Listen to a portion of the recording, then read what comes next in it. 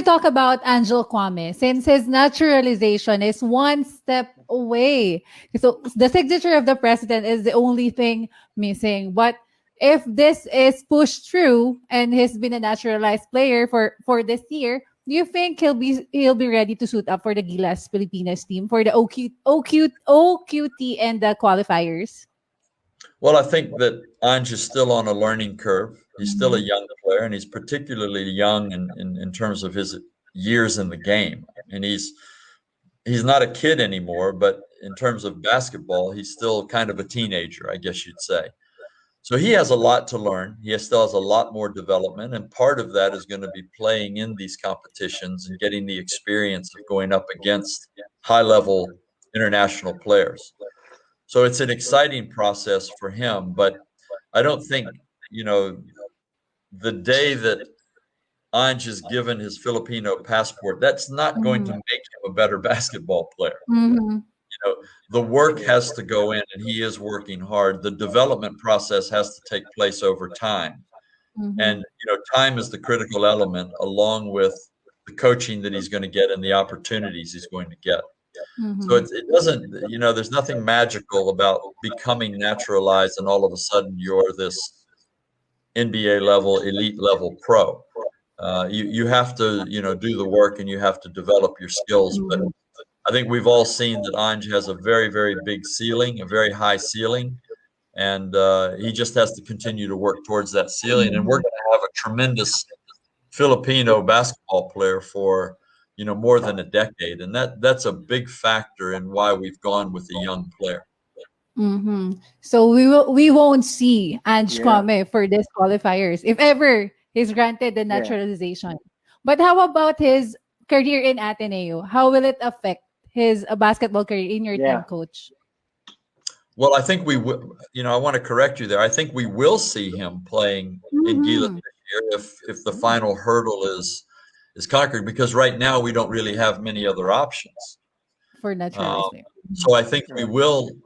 We will be using Ange in the FIBA window and in the OQT, Mhm. barring any other episodes taking place.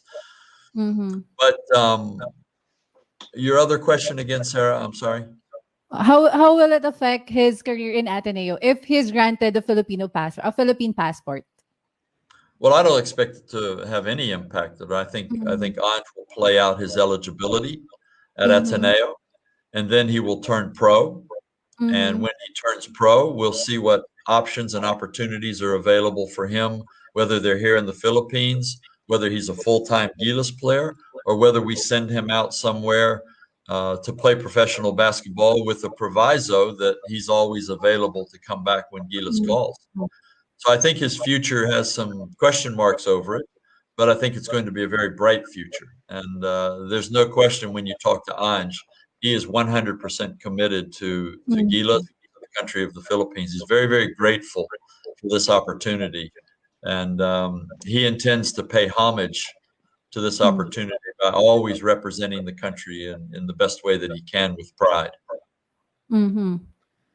So you've mentioned, Coach Tab, that his ceiling is high, and then right now he's just keep on improving. So I just like to ask how impactful would it be for the program to finally have a naturalized player like Angelo Kouame?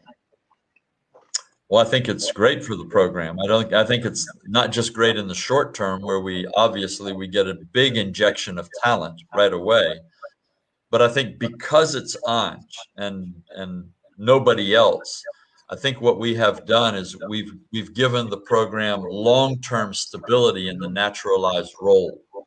Now, that doesn't mean that we might not naturalize somebody else who might compete with Mhm. Ange for that position. But right now, we know that we have a 22-year-old young man who's probably going to play to his mid to late 30s. And all of that time, every time Gilas calls, he's going to answer that call.